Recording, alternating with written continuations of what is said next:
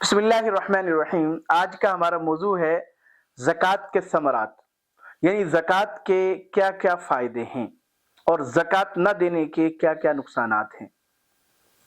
تو قرآن کریم سے اور احادیث طیبہ سے اور دین سے ہمیں یہ ملتا ہے کہ زکوٰۃ نہ صرف یہ کہ دل کی پاکیزگی کا ذریعہ ہے، بلکہ انسان کے مال کی اور معاشرتی انقلاب کا ذریعہ ہے۔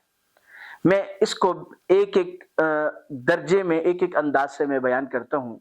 پہلی بات کہ قرآن کریم میں اللہ تعالیٰ نے ذکر فرمایا خذ من اموالہم صدقۃ تطہرہم وتزکیہم بہا۔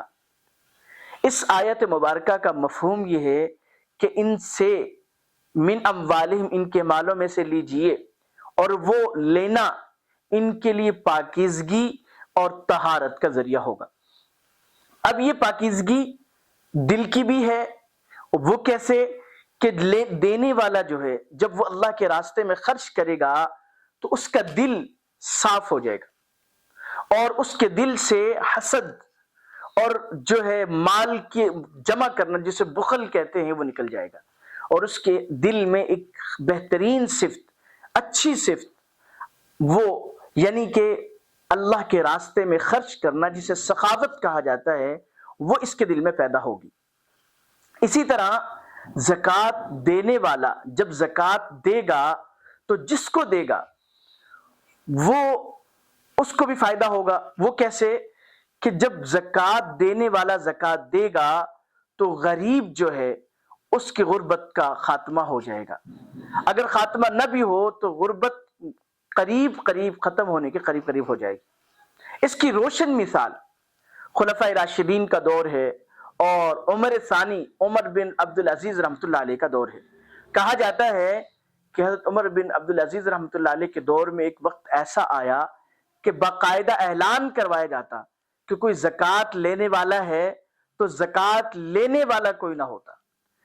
اب یہ کتنا بڑا فائدہ ہے کہ زکوٰۃ کا نظام اگر صحیح طریقے سے منظم ہو جائے تو پورے معاشرے میں ایک بندہ بھی ہمیں ایسا نہیں ملے گا کہ جو مستحق ہو اور اس تک اس کی ضروریات کے لیے اس تک یعنی کہ فائدہ یا مال زکوٰۃ کے اعتبار سے اس تک نہ پہنچے۔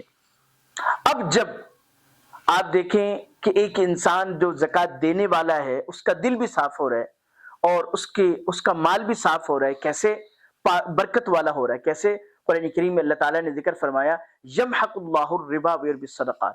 اب یہ دینے والے کو کتنا بڑا فائدہ ہے کہ اللہ تعالیٰ اس کے مال میں کمی نہیں کرتے۔ اب یہاں پر ایک ذہن میں آتی ہے ایک بات کہ جب ایک انسان 1,00,000 میں سے 2,500 نکال رہا ہے، اب وہ کیسے کمی نہیں ہو رہی؟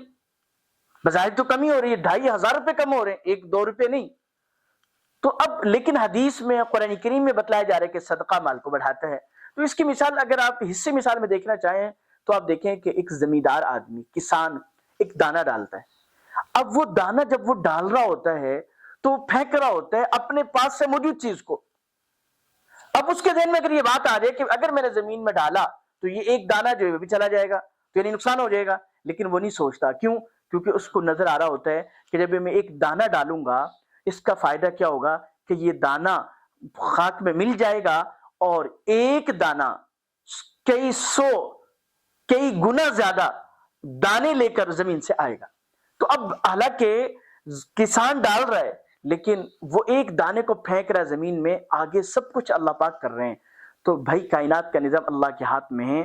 جب اللہ کہہ رہے ہیں کہ اللہ صدقے کو بڑھاتے ہیں تو آپ یقین کے ساتھ خرچ کیجئے کہ یہ مال اللہ کے راستے میں جب خرچ ہوگا تو یہ آپ کے مال میں برکت اور اضافے کا باعث ہوگا۔ آپ اس کی ایک مثال لے لیجئے، جیسے آپ کو روئے زمین پر شاید کوئی ایسا شخص نہ ملے جس نے صحیح نیت کے ساتھ حج کیا ہو، صحیح نیت کے ساتھ عمرہ کیا ہو اور وہ فقیر ہو گیا ہو اس وجہ سے کہ اس نے اللہ کے راستے میں پیسے خرچ کیا۔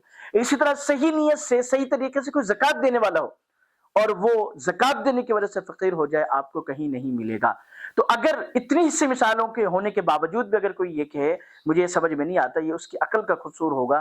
حقیقت میں کوئی جو ہے اللہ تعالیٰ کی شریعت میں یا دین میں کوئی اس کی مطلب جو بتلایا گیا اس میں کوئی کمی نہیں ہے۔ اسی طرح یہ زکوٰۃ کا ادا کرنا یہ چند لوگوں کے درمیان اجارہ داری کو ختم کرتا ہے۔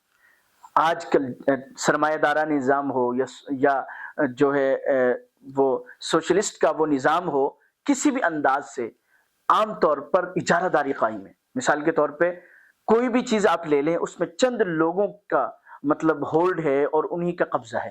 اب نتیجہ کیا ہے کہ سارے لوگ انہی سے لینے کے محتاج ہیں اور وہ اپنی منمانیاں کرتے ہیں۔ تو شریعت نے مال کو اگرچہ طبقاتی تقسیم کی ہے کہ کچھ امیر ہیں، کچھ غریب ہیں، کچھ متوسط ہیں، لیکن ایسا نہیں کیا کہ امیروں کے پاس ہی رہنے دیا ہو مال اور غریبوں کو بالکل محتاج کر دیا، نہیں، بلکہ زکوٰۃ کے ذریعے سے ایک ایسا نظام ہے کہ جب پیسہ گردش کرتا ہے، جیسے امیر کے پاس ہوتا ہے ایسے غریب کے پاس بھی ہوتا ہے۔ پورا معاشرے میں جتنے طبقات ہیں ان تمام طبقات میں یہ پیسہ گردش کرتا رہتا ہے، اور جب یہ پیسہ گردش کرتا ہے تو یہ وہ اجارہ داری جس کی وجہ سے چند لوگوں کا باقی لوگوں پر ظلم و ستم ہوتا ہے، چند لوگ باقی لوگوں کا خون چوس رہے ہوتے ہیں، وہ ختم ہو جاتا ہے۔